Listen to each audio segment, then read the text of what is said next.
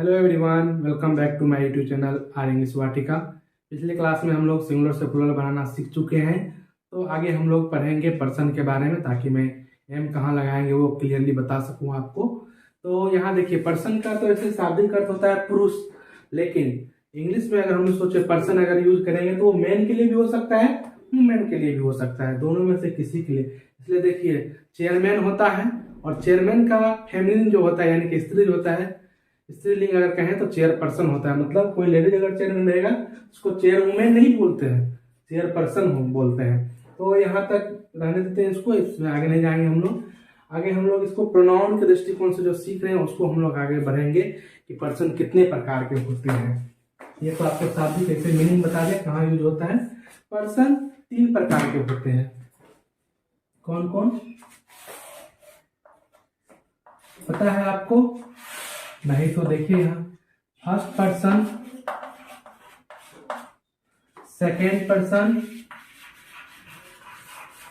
और हमको जो पढ़ना है प्रोनाउन में, पर्सनल प्रोनाउन के अंतर्गत जो पर्सन पढ़ना है वो 3 तरह के होते हैं। फर्स्ट पर्सन, सेकेंड पर्सन और थर्ड पर्सन। इसको हम लोग संस्कृत में भी पढ़े हैं। प्रथम पुरुष, मध्यम पुरुष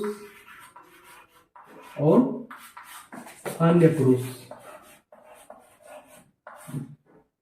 तो इसको हम लोग केवल हिंदी के लिए जान लें, first person, second person, third person, प्रथम, मध्यम, अन्य। लेकिन अब एक्चुअली फर्स्ट पर्सन कहेंगे किसको? देखिए, इसको बहुत आसानी से हम लोग को सिखाए थे सर। बोलने वाला को फर्स्ट पर्सन कहते। जैसे मैं बोल रहा हूं तो फर्स्ट पर्सन, या कभी 2-4 हम लोग रहेंगे तो हम बोलेंगे तो ये होगा फर्स्ट पर्सन। तो यानी कि फर्स्ट पर्सन में कौन कौन आया? आई और वी। आई का मतलब होता है मैं और वी का मतलब होता है हम लोग। तो आप लोग अच्छी तरह से इसको याद रख लें कि आई और वी जो है वो केवल फर्स्ट पर्सन में आएगा और कोई नहीं आएगा। बोलने वाला और कोई हो ही नहीं सकता है। अब देखिए, सेकेंड पर्सन यानी कि मध्यम पुरुष जिसको बोल सकते हैं, सेकेंड पर्सन। अब जिसके बारे में हम लोग बात करते हैं उसको थर्ड पर्सन कहते हैं, लेकिन जो मेरी बात को डायरेक्ट सुनता है उसको सेकंड पर्सन कहते हैं। जैसे आप सुन रहे हैं तो आपका इंग्लिश क्या होता है? यू। तो यहाँ यू जो है सेकंड पर्सन होता है। आप भी होता है यू का हिंदी, और तुम भी होता है। तो सेकंड पर्सन में कौन आएगा? केवल यू आएगा। यानी कि बोलने वाले को फर्स्ट पर्सन कहेंगे, सुनने वाले को सेकंड पर्सन। जैसे आप सुन रहे हैं मेरी बात को तो you are a second person. और थर्ड पर्सन जिसके बारे में हम लोग बात करें, जैसे राम एक राजा था, राम यहाँ पे नहीं है तो राम के बारे में हम लोग बात कर रहे हैं तो राम हो जाएगा थर्ड पर्सन। या वह घर गया, अब वह कौन है नहीं पता है, लेकिन हम उसके बारे में बात कर रहे हैं तो वह भी जो होगा वो थर्ड पर्सन होगा। सी भी, ये मतलब वह सी लड़की लोगों के लिए यूज होता है। सी, इट के लिए इसको भी रखेंगे हम लोग थर्ड पर्सन में। यानी कि आई और वी ही जो है वो केवल है किसमें? फर्स्ट पर्सन में। यू केवल है सेकंड पर्सन में, और बाकी सब जितने भी होंगे वो थर्ड पर्सन में होंगे। तो उम्मीद है कि आप लोग अच्छी तरह से सीख चुके होंगे।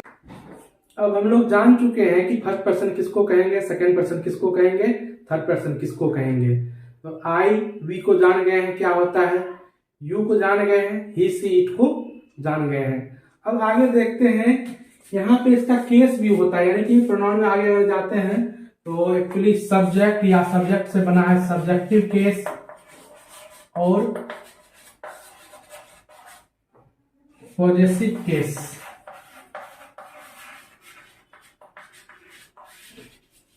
और एक आता है ऑब्जेक्टिव केस। तो देखिए, इंग्लिश के सेंटेंस में बहुत बार हम बोलेंगे कि ये सब्जेक्ट है, ये वर्ब है, ये ऑब्जेक्ट है। तो मैं चाहता हूं कि उसके बारे में अभी अच्छा से आपको डिस्कस कर दूं। तो देखिए, सब्जेक्टिव केस किसको कहेंगे? सब्जेक्ट मतलब होता है, हिंदी अगर आप लोग जानते होंगे तो कर्ता। तो कर्ता किसको बोलते हैं? काम करने वाले को। तो यानी कि सब्जेक्ट कौन होगा? जो कोई काम करेगा। जैसे मैं यहाँ काम कर रहा हूं, या राम जा रहा है तो जा कौन रहा है? राम। गीता जा रही है तो गीता जा रही है। सोहन खा रहा है तो सोहन हो जाएगा यहाँ पे सब्जेक्ट। तो जैसे सोहन इज ईटिंग, तो सोहन हो गया सब्जेक्ट।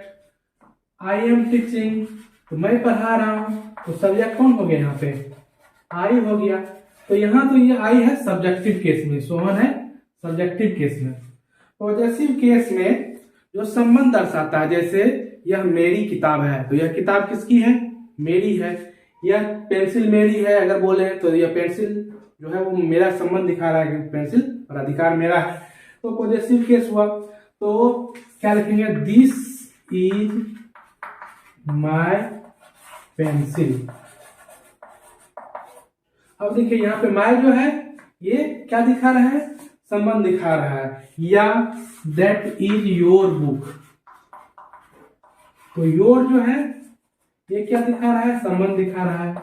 तो पॉजिटिव केस में कौन कौन है, योर है, माई है।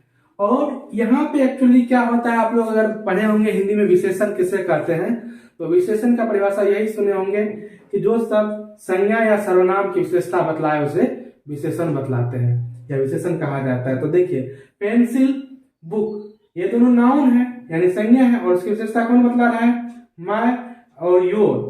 तो यहाँ पे ये जो है क्या हो गया, इसको बोल देते हैं पॉजिटिव एडजेक्टिव। ये दोनों को क्या बोल देंगे, पॉजिटिव एडजेक्टिव।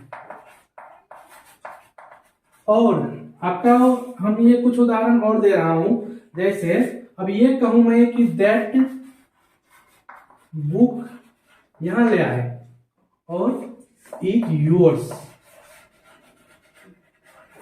तो यहां देखिए, यहां योर के बाद नाउन नहीं है, तो ये कौन सा केस में है, ये भी तो यह बुक तुम्हारा है, ये भी तो संबंध दर्शा रहा है। लेकिन योर्स जो है यहाँ पे पॉजिटिव एडजेक्टिव नहीं होके नाउन के बदले आया ना, किस नाउन के बदले में, बुक के बदले में ना, कि यह तुम्हारा, यह किताब तुम्हारा है, वो गायब है यहाँ पे बुक, इसके बदले में आया है योर्स।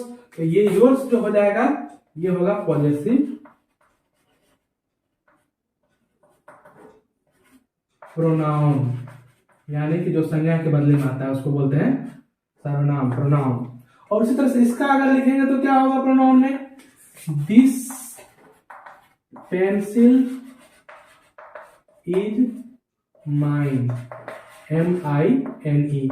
यहां जो माइन आया है ये भी क्या है, पॉजिटिव प्रोनाउन है। तो ये दोनों एक तरह से आप देखें तो क्या है, प्रोनाउन है, और ये दोनों क्या हुआ, पॉजिटिव एडजेक्टिव हुआ। तो ये पॉजिटिव केस में माय, योर, ये मैं आपको बताऊंगा, इसका एक टेबल बनाऊंगा आगे। और देखिए ऑब्जेक्टिव केस, इसको आगे लेते हैं, इसको इधर अलग कॉलम में लिखें। ऑब्जेक्टिव केस में हम लिखेंगे जैसे आई लव यू, बोलते होंगे ना आप लोग, आई लव यू, या ही टीचेज अस। इसका हिंदी होता है मैं तुम्हें प्यार करता हूं, जानते होंगे, इसका बताने की कोई जरूरत नहीं है। ही टीचेज अस, ये देखिए, या फिर माय मदर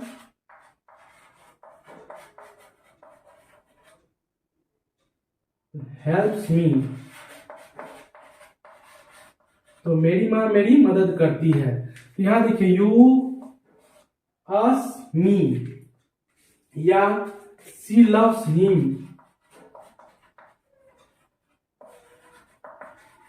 तो ये जो है यहाँ पे ऑब्जेक्ट की तरह, मैं किसे प्यार करता हूं, तुम्हें, वह किसे पढ़ाता है, तो हमें, मेरी माँ किसे मदद करती है, मी, मुझे, और सी लव्स हिम, वह किससे प्यार करती है, उससे। यहाँ ये चारों जो है ये ऑब्जेक्टिव केस में है।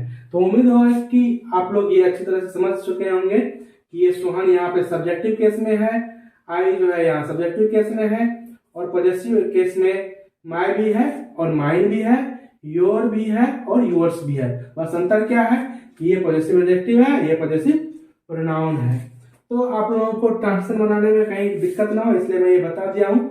और आगे एक टेबल मैं बताने जा रहा हूँ जो कि ये positive adjective, positive pronoun, objective case, subjective case सबके बारे में अच्छी तरह से दर्शाएगा। और उसे आप अगर अच्छी तरह से समझ जाएंगे तो कभी कोई कंफ्यूजन नाम की चीज नहीं रहेगी आप में। अब यहाँ देखिए पर्सन, तीनों पर्सन लिख दिया हूं मैं, फर्स्ट पर्सन, सेकंड पर्सन और थर्ड पर्सन। अब यहाँ SUBJ लिखा हूं सब्जेक्टिव केस के लिए, यहाँ पॉजिटिव केस का दोनों लिख दिया हूं, एडजेक्टिव क्या होगा, प्रोनाउन क्या होगा, और यहाँ पे एडजेक्टिव केस लिखा हुआ है। अब देखिए आई, मैं, आई का पॉजिटिव एडजेक्टिव होगा माय, प्रोनाउन होगा माई और ऑब्जेक्टिव में होता है मी। वी का पॉजिटिव एडजेक्टिव हो जाएगा आवर, प्रोनाउन में एस रहेगा, यानी कि इसके बाद तो नाउन आएगा नहीं, इस लाइन में जो भी है इसके बाद नाउन नहीं आएगा। और अस इसका ऑब्जेक्टिव केस होगा। सेकेंड पर्सन में यू, यू का पॉजिटिव एडजेक्टिव योर बुक, यहाँ योर्स बुक नहीं लिखेंगे क्योंकि ये नाउन के बदले में आता है प्रोनाउन, और यू तो मैं बताया था आई लव यू में। थर्ड पर्सन ही का पॉजिटिव एडजेक्टिव होता है हिज, और ये दोनों एक ही होता है, जैसे हिज बुक और दिस बुक इज हिज, एक ही चीज लिखेंगे। और सी लव्स हिम। आगे देखते हैं सी का पॉजिटिव एडजेक्टिव होगा हर, और यहाँ इसमें क्या लगाएंगे, प्रोनाउन में एस लगाएंगे, और यहाँ नाउन का प्रयोग नहीं होगा, ऑब्जेक्टिव में होता है हर।